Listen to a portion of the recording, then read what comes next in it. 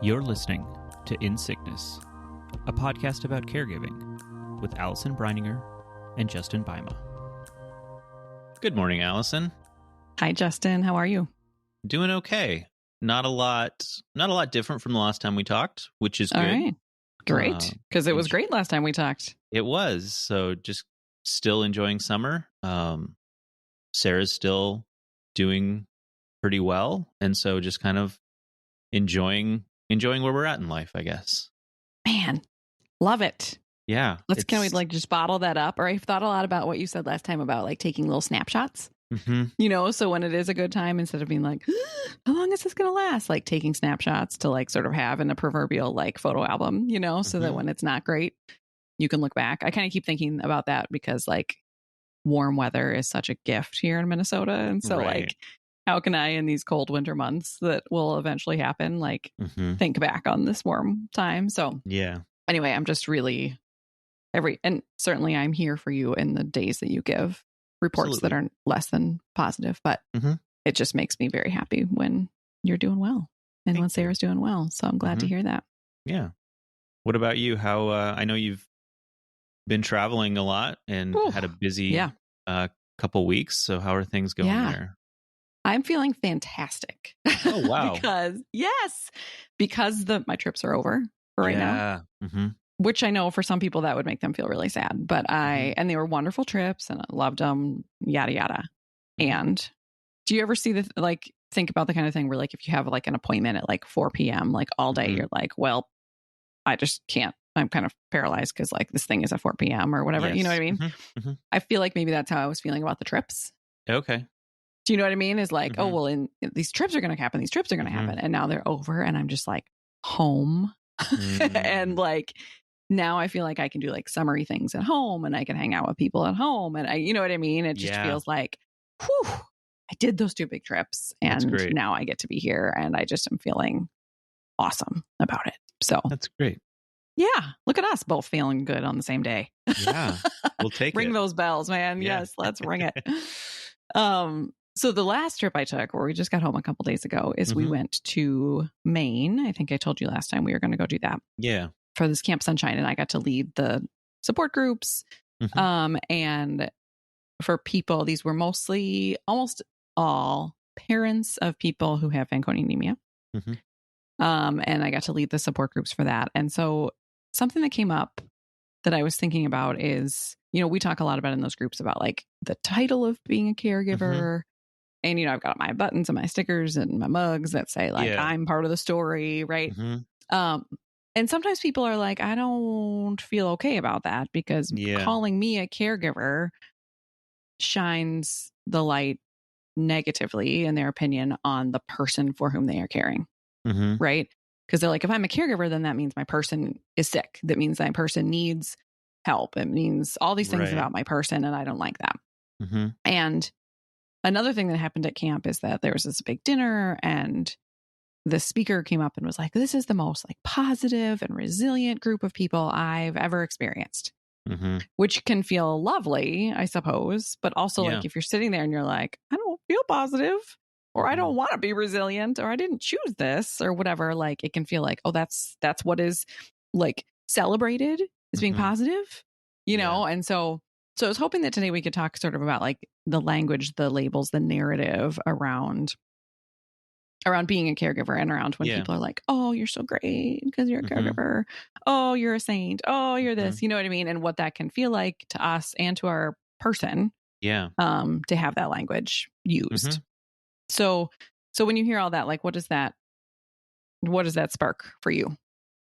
Yeah. The language around, or the narrative around like caregivers are saints, has always kind of irked me. And it's not something that like I don't think anyone has ever like directly said to me or something, but it's like I'm aware that this like narrative is out there. And I've never really taken a lot of time to like kind of unpack why. Sure. And so I think that this will be a great Here we go. Let's do it. Go. Yeah. So I think on one certainly level is, it's this juxtaposition of you're a saint for what you're doing, and it just doesn't, you don't feel perfect. You don't feel like you are this shining example of caring or whatever. Like, so then am I doing it wrong? Am I somehow not being as much of a caregiver as I should be? Am I failing at the role, even though, you're likely just, you're surviving, you're getting through it. And that's a lot of times all we can do. And so there's almost this like imposter syndrome that it can feed into. Right. That's what I was thinking. Yeah. Yeah. Yeah. Yeah. And so thinking about that, this first piece is about maybe the saint piece is like, oh, they don't see me at my worst. Or like it just feels like, oh, they think I'm better than I am, or they don't see me when I get frustrated, or they don't realize that actually I feel a lot of resentment, or like, is it feel this sort of like, I don't know the right word, not guilt, but sort of shame. I don't know, something about like, I am not who they think I am. I mean, it's the imposter syndrome, right? Like, they think I'm a saint, but really I'm not. Like, I drop the ball all the time, or I'm not patient, right? So is it that kind of piece, do you think? I think it's that. And I think kind of with that, there's this sense like, oh, if that's the case, then I'm not allowed to feel all of these other feelings. Like, I'm not allowed to have days where I just don't love that this is the situation that I'm in, that I am deeply frustrated, or I feel resentment, or I feel angry, or all of that whole side of things that is legitimate emotions to be feeling about the situation that we found ourselves in. Yeah. And so like, it's just a label that I think, I don't know that it always is loaded from the perspective of the person saying it. Like, I don't think the way that it hits caregivers, it's not intended to be that way, I think, most of the time, but it somehow culturally has kind of become this sort of way people see caregivers. And I think one thing about that is interesting is that the person making that comment, or, having this be this sort of story that we believe about caregivers, it makes it seem like they are unique, and there are like, they stand out, or there's like separate or something. I don't know, that's not quite right. But like, odds are most people are going to find themselves in some sort of caregiving role in their lives. Right. And so it almost feels like a way for the person for people to be like, well, that's not going to be me, or I could never do that. Or it's similar to those comments, which that's another one, was just like, I could never do what you do. And it's like, I'm in this situation and I stepped up or I am here doing the things I need to be doing just to get through it. And it's not like, it's not like this has to be or is what I feel is my life's calling. Sure. It's just the situation was there, and I'm doing what I have to do. Yeah, exactly. Because I think when you say life's calling, it's not like I have decided, like I have chosen to be a doctor. Right. And to go to like Doctors Without Borders, and like I've decided to do this thing that is like hard and sacrificial and yada yada, right? Yeah. It's different than that. It's like we didn't have a choice. Right. And I think that's maybe where the distinction comes from, is like, but it's not like I am a saint because I didn't choose to do this. I don't want him to be sick. I don't want all of this caregiving stuff to be part of my life. And also the other thing is like, what's my option? Right. And certainly there are times, and legitimate times, when people like have to step away from the caregiving role or whatnot. So that, I think that part feels strange, because it's like, well, I'm a saint, but I'm not, I'm doing something I don't really actually want to be doing. Yeah. I think it is where maybe the disconnect is.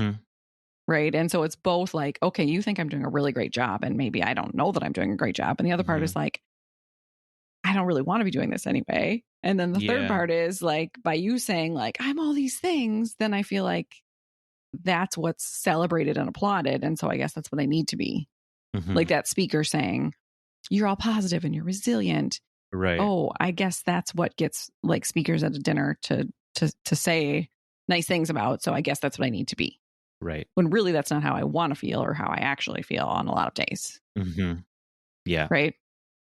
Yeah. And I think we should, as always, stop and say, like, the speaker has good intentions, right? They Yes. think they're like Mm-hmm. being great and saying, look at you, Justin, you're a saint for doing this. They think that they're being really kind. And so I think we're just here to say, like, okay, to dig into, like, okay, but how does that land with us? Right. When we do hear those things. Yeah. And I think too, there likely are people who are caregivers for whom this language fits for them. And that's great and that's fine. But I don't think that's all of us. Sure. And When so you say fits, do you mean like it feels good to them? Yeah, right. Yeah. Okay. And so if you resonate with that language, we're not also saying that there's something wrong with how you're dealing with it. So I just want to mention that. Yeah. Because maybe it feels good. Like it feels like an acknowledgement of if someone says, oh, you're such a saint. To some people, that could feel like, oh, thank you. I do feel like a saint because no one else, this is hard, Yeah. And it could be a day to day. Like there could be some days where that feels great and other days where you're like, you just said what to me? Right. Yeah. Right. Yeah. And I think another piece of with being called a saint or this narrative of this is some calling or something is like we think of saints and then there's like martyrdom, right? And so like it's this notion that we then have to sacrifice all that is us for this thing kind of, or that's somehow, and like in a lot of ways we have to give up a lot of things, or people do, but that shouldn't be the expectation, or that can't also be something that is mourned, and that we are like we say it a lot that we're whole and complete people, and we are more than just this role of being a caregiver. That is not our sole identity. We should have places and areas where we exist outside of that and can feel fulfilled in other ways. I can imagine that someone listening right now might be feeling a little, especially a supporter, might be feeling a little bit of whiplash and confusion because, we go around saying like, you're a caregiver, claim your title, claim your role. There's power in that. I mean, I have stickers and buttons and mugs that say I'm part of the story. Right. And now we're like, well, but don't say this about us because we're more than that. Do you know what I mean? And so I just want to like clarify a little bit the nuance of it. And again, like it's tricky, and because all of it is true. It's a yes and for sure. Because I think I have had people in support groups and whatnot say, I don't want to call myself a caregiver because of what that shines on my person, what that says about my person. Or I want to be more than a caregiver, or I want to whatever. And so how can we figure out, because we don't want to just shove away the title altogether. Right. And just be like, I'm fine and everything's great. But also we don't want to like take it on and have it be all of us. Yeah. Right. And we want people to acknowledge that it's hard. But we also don't want them to call us saints. Yeah.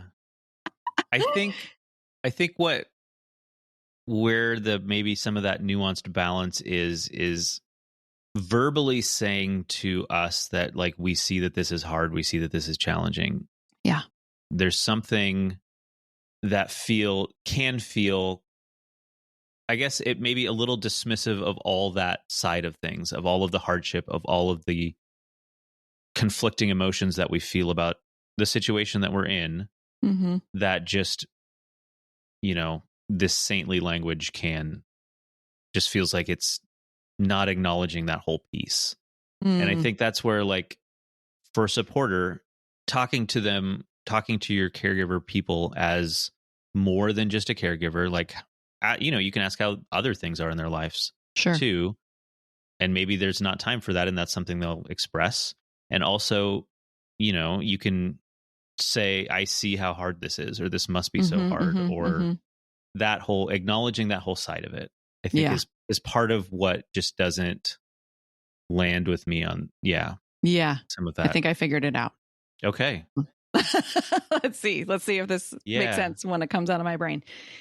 I feel like if you said to me, I imagine that this is hard, or I see that this is hard for you, or whatever, it feels like you're stepping into it with me. You're here to support me, and you're like in it with me, right?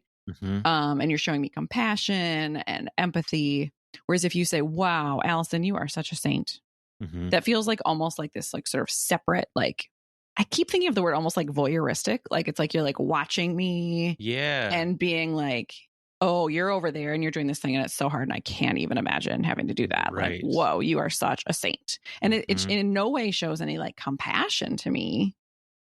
Right. It doesn't feel like you're in it with me. It's more like you like kind of see me and are like, whoa, glad I'm not you. This is so hard. Does that make sense? It does make sense that there is somehow one is I observe you, and one is like I see you, and I, like you said, stepping into it with you, and that there is that piece of stepping into it with you is what really makes us feel seen, and like supported and loved and acknowledged, and all of those pieces. I think that is, I think you did hit on something there. And it's almost like the difference between like when we say like someone saying, I'm bringing dinner tonight versus let me know what I can do. Yeah. Right. The I'm bringing dinner tonight is like, I see you and I'm going to meet this need for you. Whereas like, let me know what I can do is sort of like, I mean, I sort of see it. Yeah. But I'm not really going to like do anything about it. I'm just going to, you know what I mean? Yeah. Do you like the voices that have accompanied these two? I feel like I've embodied like apparently the other person's very flighty. Like they're like, I see you or I don't see you. Yeah. Yeah. I think I wonder about the role that the impact that any of this language has on our people. Yeah. The people that we're caring for. Because like I sometimes struggle to figure out like what's the corresponding word for caregiver. Like there's the caregiver and then there's like, is it patient? Is it like that feels like people have said that I don't really like that because it's like makes you just sounds really medical. Sometimes people say survivor, but like I don't really think survivor kind of fits for Sean, but it kind of doesn't. You know what I mean? And if you're still in the middle of it, and so like I know that you had when you and I were chatting about this, you said something about like abled partner versus disabled partner, and I know that within the disability community, there's sometimes people put person first language, and sometimes people put like other language first, and so it's you're really supposed to ask the individual like what they prefer. But I just wonder about like when we're out here like claiming our title of caregiver, like how does that land with our people? What does that say to them about their role, their everything, and us? What does it say to the world about our relationship and the need? You know what I mean? Like what do you think about that? About the impact of the language on our person? Right. I'm not sure yet on the language of caregiver, but I do feel the language of, like we keep saying it, but like you're a saint for being a caregiver, like that whole narrative. I can imagine that as the person who is being cared for, that not landing well. Yeah. Because feeling like someone has to be a saint to step in and support them and be there for them and care for them. Yeah. That I could see that language kind of implying or landing like, oh, I'm a burden, or which is absolutely untrue. Like our people are whole and complete people. They are all of these things. They are wonderful. And it's, there's just this like almost, and again, I'm not speaking to any one person who has said this comment. It's just kind of this societal narrative that I'm kind of alluding to or speaking to. There's almost these like ableist undertones that somehow, if you need a caregiver, like you're not worth as much.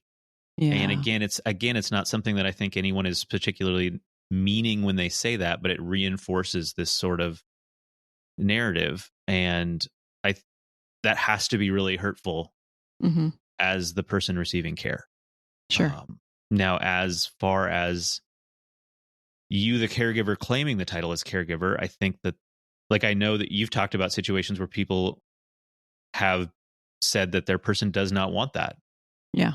And I think that's a place where, like we've talked about, like maybe that's not something you talk about publicly out of respect for them, but finding a person that you can still talk to about this part of your life that is really hard, and you can claim it in that space. Yeah. Because I do think that acknowledging what you're doing and acknowledging the situation gives you perspective on how to survive it. Right. But as far as, I think it's probably different for different people as far as how the person who is in the caregiving side, claiming that title, how that makes them feel. And the other thing I think about when we talk about this kind of stuff is there are people who are together and one of them is disabled, one of them like an interabled relationship. One is not disabled, one is. And maybe as part of that, the person who is the able-bodied person does more caregiving kind of stuff to support the other person. And they chose that life, right? And I think it'd be interesting to talk to someone in that situation, because we talk a lot about how we didn't choose this and this didn't happen to us, and it's really hard and challenging. And I wonder how that would feel to hear that in that situation. And I recognize that that is a different setting, but that always comes up, and I always think about that when we talk about this kind of stuff. So are you saying, just to clarify, that like someone who, like there was a person who had a longstanding disability, let's say, and then they met another person who said, who knew full well about like, this is their life, and decided to get married. Is that what you're saying? Yeah, that's what I'm saying. Yeah, for sure.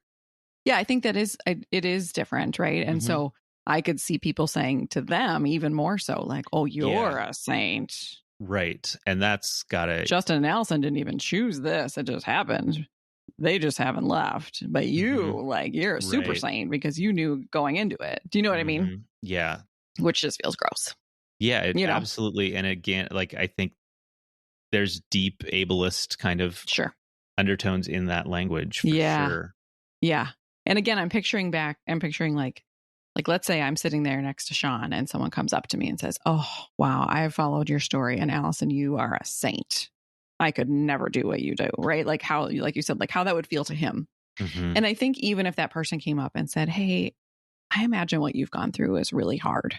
And I see you and I'm here for you, right? Like that's toned down a notch and feels really good to me. But I can imagine that could still feel really hard to Sean. Yeah. You know, or to the person, because it's like someone saying like, wow, this has been really hard, you know, and it's like because of him. Right. And so it's hard because you said like our people are not a burden and they're wonderful people. Yes. Which is 100% true. Yeah. And our lives are hard. Right. Yeah. Our caregiving roles are hard. And so, I mean, burden is not the right word in any way. And there's extra responsibility that you and I have and that other caregivers have. Right. And so I just feel like this pull between, like, I want people to be able to claim that, because I mean, that's the whole thing behind the negative space, is that I started because I saw caregivers who didn't feel like they had a space and a place where they could say like, this is hard. Yeah.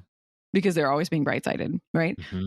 And like, I want to be really sensitive to like, how can we help people to claim that without it making their person feel like they are a burden. You know what I mean? Like I don't know where that sweet spot is. And obviously it's going to depend on the relationship. But I just feel like it's important to not like throw the baby out with the bathwater. Right. Yeah. So I think maybe a place to start with that is as simple as having a conversation with your person. Like, hey, how does it feel to you for me to be saying that I'm a caregiver? Yeah. How does that make you feel? Are there ways that I'm talking about it that are uncomfortable to you? Yep. Because I think that's definitely something that we want to honor and respect them in this as well. For sure.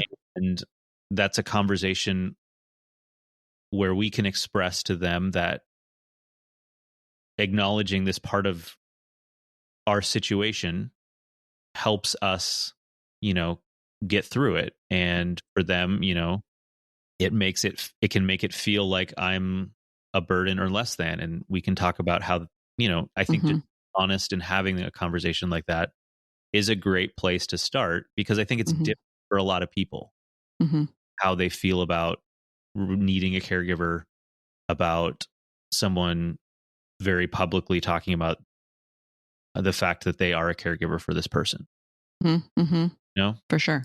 I mean, that sounds like so healthy, right? Yeah, And I think a beautiful conversation to have. I want to acknowledge that not everyone is in relationships where they feel like maybe they can say that, that's or they true. have a healthy relationship in which they could have that conversation. But I Right. think that like it's a great place to start if you can. I Mm-hmm. think I want to play out a little bit about like, what if you say that to your person and they say, like, I don't like it. Mm-hmm. Like, it makes me feel needy. It makes me feel sick. Like, I don't want to be that person. It makes me Mm-hmm. feel guilty. Like, I don't like it when you say that. Mm-hmm. So then, like, how can a caregiver still care for themselves, right? Mm-hmm. And acknowledge in there somewhere that Mm-hmm. this is without taking care of the needs of, what their person wants. Mm-hmm. You know what I mean? Yeah. I think that there's a couple things come to mind. One I already kind of mentioned is finding a person or a couple people or a space Yeah. where within that space that is separate from your life. That's not the right way to say it, but just a space where Sure. you can openly talk about whether you use the word caregiver or not, but that Yep. the situation of your life is hard. Yeah. And there's things that are challenging about that. Because I think the answer is not to just shove it all down Right. and to ignore that piece. I think that certainly respecting the way that the person you're caring for wants to have this talked about openly I think is important. Yeah.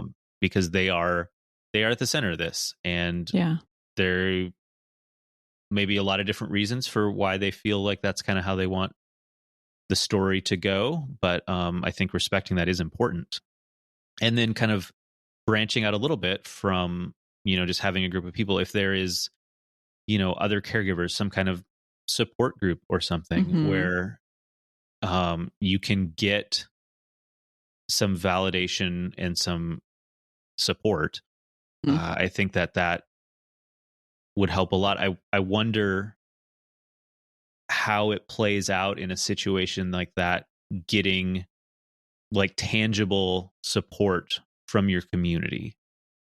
Mm-hmm. And if Mm-hmm. that, whether that's the meal on Thursday night or Right.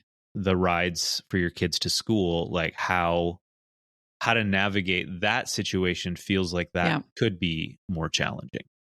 For sure. And I think for that one, it's more about if your person is letting you or them like share the situation. Right. Right. Because if I was saying to the world, like, Sean has this cancer diagnosis, yada, yada, yada, right? Whether or not I call myself his caregiver, Mm-hmm. just sharing those details are hopefully going to help casseroles come to the door. Right. Yeah. Right.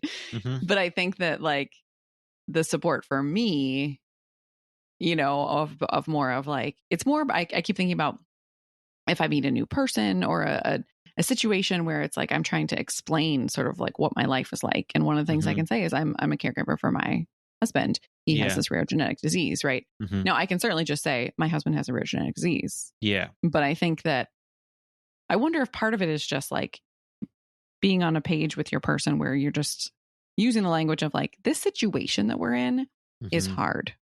Yeah. And it impacts both of us Right. differently, Mm-hmm. but we are impacted by the fact that this is hard, right? Mm-hmm. And so whether you call me this or call me that, just being able to like put out into the world that like we're in a hard situation. Yeah. Because even if you like put your caregiving role aside and the tasks of that, it is hard to be witnessing your person Mm-hmm. going through this thing, right? And so I think that that's part of it, is the like, whether you call yourself a caregiver or not, just to be able to like, I mean, I don't know. I think it's a couple different pieces. One is like that emotional part, but the other is like the Mm-hmm. tasks and how our lives are different. And, Right. you and I were chatting before we came on air, and I was saying that like we were just in Maine, and I was like, let's go see the ocean. And Sean's like body was like, couldn't. Mm-hmm. Right. So I had to like leave him in the car. I mean, I asked him obviously, Yeah. but like left him in the car with the air conditioning on so that I could just like, stand by the ocean for a minute and then come back. Right. Like that is so claiming this role like illustrates in a way that like my life is different. It's different. There are unique things and challenges that I do and that I experience and that I can't experience because of it. And that's all just sort of lost if I just don't claim it at all. You know what I mean? I do. And I think too, you use this language with your the negative space about like claiming the title as caregiver. And that doesn't necessarily mean that you are wearing a name tag that says caregiver all the time, that you have a skywriter writing that in the sky. Yeah. You know what I mean? It may start, and maybe it is just acknowledging that to yourself. And it, again, to a small group of people, there is language around being a caregiver that allows you to kind of expand your understanding of the situation, or kind of work through how to manage it, how to process your feelings around it. That can be helpful without having to make that the way you introduce yourself to everyone. And the other thing that you had mentioned, you're sitting there with Sean and someone comes up to you and is like, you're such a saint for what you're doing, or I could never do what you do. Like speaking to the situation as someone talking to us.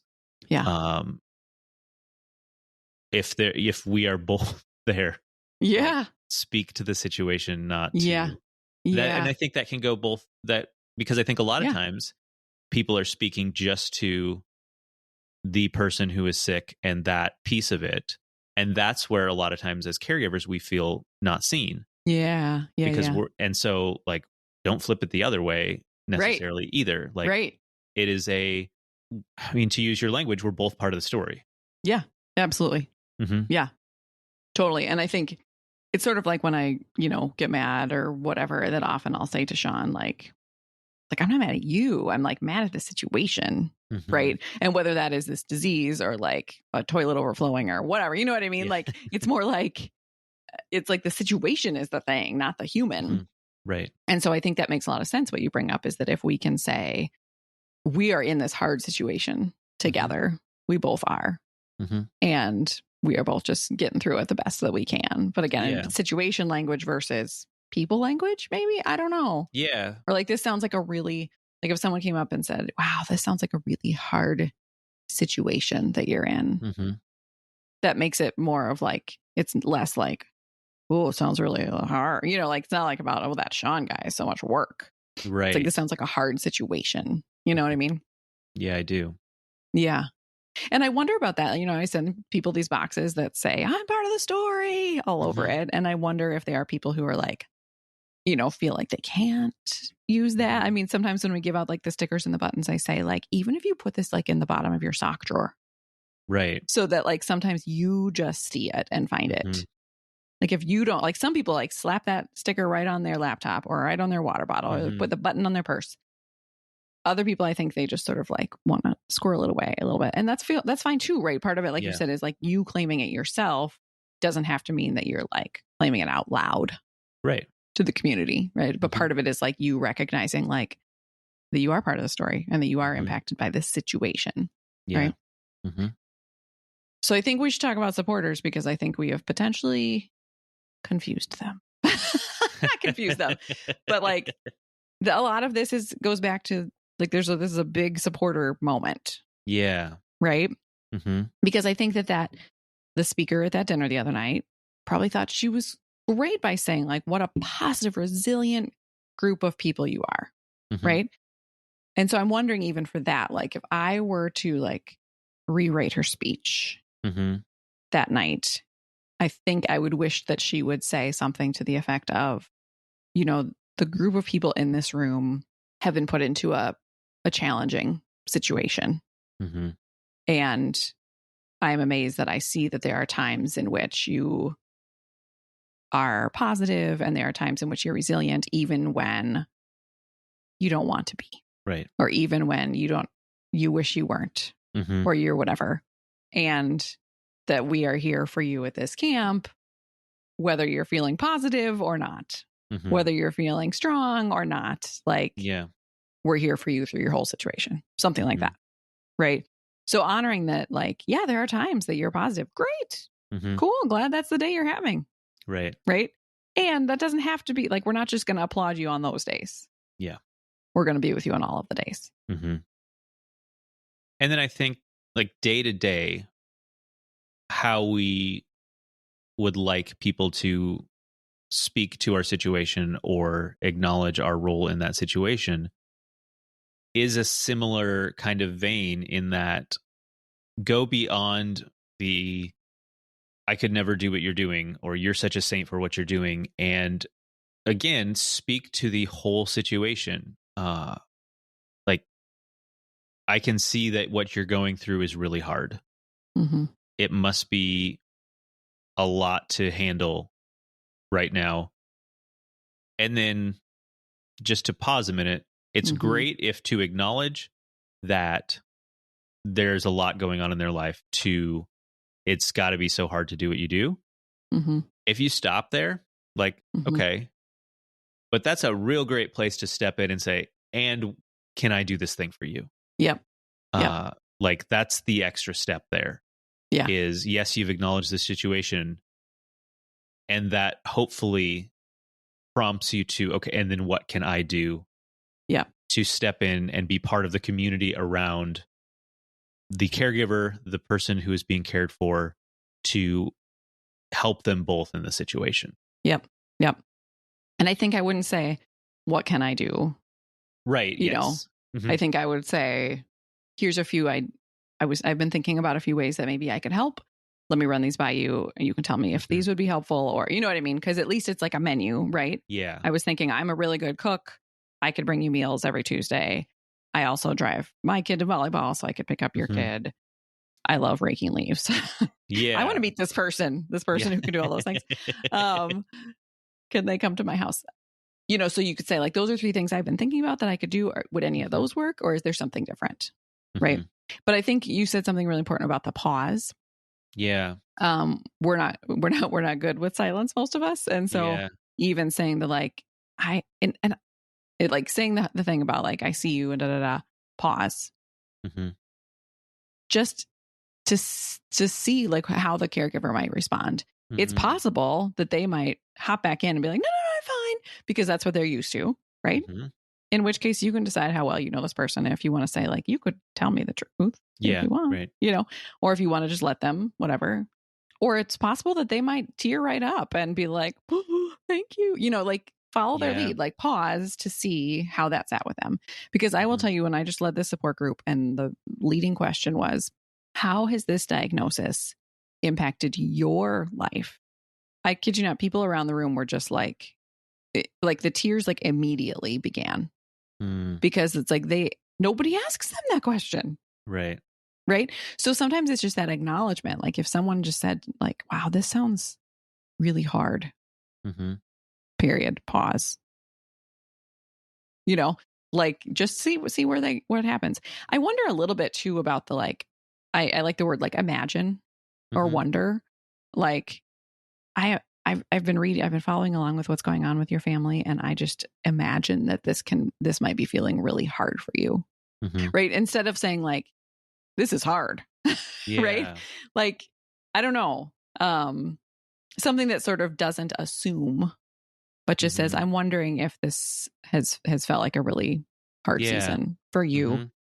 And if there's anything that you want to talk about, or blah, blah, blah, blah, blah. Right. Like, so again, stepping into it with them, right? Like, I'm here for you. I see you. I acknowledge you, as opposed to this, like, I put you up on a pedestal and I'm so glad I'm not you. Right. Kind of thing. But again, not assuming, sort of just like, I imagine this is a hard situation that you and your person are in. And pause, you know?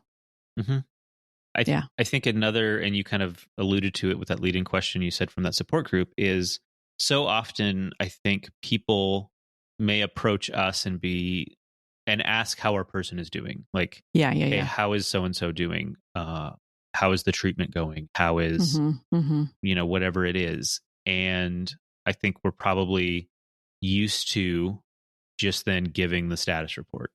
Yep. Right. And as someone talking to a caregiver, yes, you can ask how their person is doing. Like, that's you showing that you care about the situation. But I also asking that question, and how are you doing with it all? Or if it is, if you're talking to, like we talked about earlier, the caregiver and the person who is sick together, saying, how are you both how are you both doing with the situation, and giving that acknowledgement to both people. And I think that can go a long way. Absolutely. I even appreciate when people would say, like, I'm certainly interested in how Sean's doing, but I'm guessing a lot of people are asking that. Right. What I want to know today is, how are you doing? It's so funny because when we were at this camp and then there was this dinner and we were sitting with other FA families, and someone turned to me like in the middle of dinner, and like this person I had just met, and was like, how are you handling all of this in your life? And I was a little bit like, what? I was just over here eating my sweet potatoes. Like, what? You know what I mean? Right. So, and I mean, that's part of a situation or a camp like this where you just kind of like skip the niceties and just like go right in. But again, I was like, I'm not used to being asked that. Right. Right. And so I was just like, blah, blah, what? So anyway, I think it's realize, supporters, that when you ask the question, there might be this little like deer in headlights, because it is not a question we are used to being asked. Right. We could tell you exactly how our person's doing. We got that speech down. Yeah. But we are not used to talking about ourselves. And that doesn't mean don't ask or be scared away if we don't respond, but just know that, like, and also I think the thing is, pick a good time, right? Like, it's not like you see someone in the grocery store aisle and then be like, how are you doing? Yeah. Right. Right. But I mean, let's play that out for a second. Let's see you see your caregiver, your friend who's a caregiver, in the grocery store aisle. And then you can say, hey, I just wanted you to know that I have been like following along with your story. It seems like a really hard situation. And I'm wondering if you would ever, if you would have like to, I don't know, like, because if you say, if you'd ever like to talk, or I'm here, or whatever, you know what I mean? I mean, you could do a little bit of like, is there anything you want to tell me about how you're doing, today? Or I don't know, something that's not too like, let's make him cry in the cereal aisle, but also not like you have to schedule time with me to be able to talk about your feeling. You know what I mean? Yeah, I think, I don't know. It's different for different people. I don't talk about a lot of stuff, I guess, on the internet. I talk about things publicly here on this podcast, but like in a grocery store setting, I think I would just, how are things going with you and Sarah? Not just how is Sarah doing? How, or, when things were really difficult. I mean, things are much better now, but the verbiage around, hey, I see the situation that you're both in. I see you're taking on a lot. I imagine that's really hard, and not necessarily, that's not maybe the place to open that door to, hey, let's get into it. Sure. But just a moment to feel seen. Yep. Yeah. Yep. Totally. And I wonder, sometimes I'll ask people like, are you a hugger? Would a hug feel good? Yeah, right. Are you not? You know what I mean?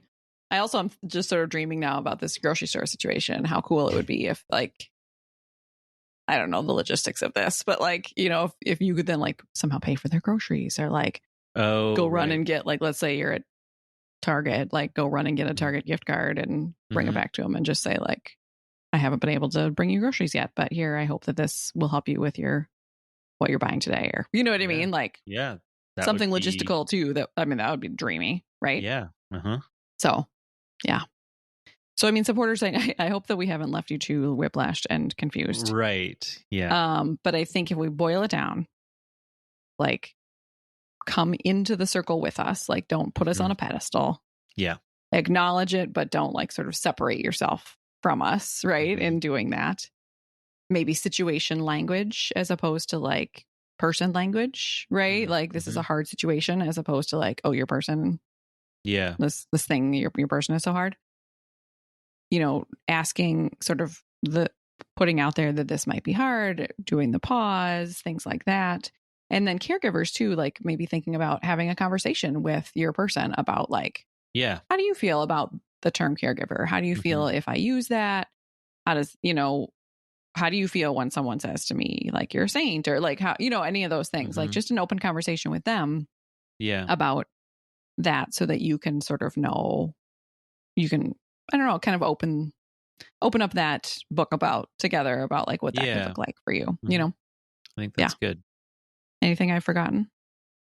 No, I think that's a pretty good wrap up. Right. This is a good conversation. It was. It kind of hurt my brain a little bit, but in a good way. Yeah. We kind of bounced around a little bit, but I think it's good stuff to talk about, good stuff to kind of think about and consider. Yeah, for sure. Yeah. Agreed. Okay. Well, thanks for talking, and we'll see you soon.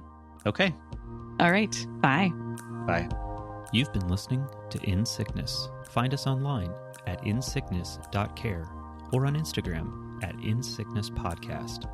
You can send your questions and comments to insicknesspodcast@gmail.com. If you enjoyed the show, please share it with a friend or fellow caregiver, or leave us a review on Apple Podcasts.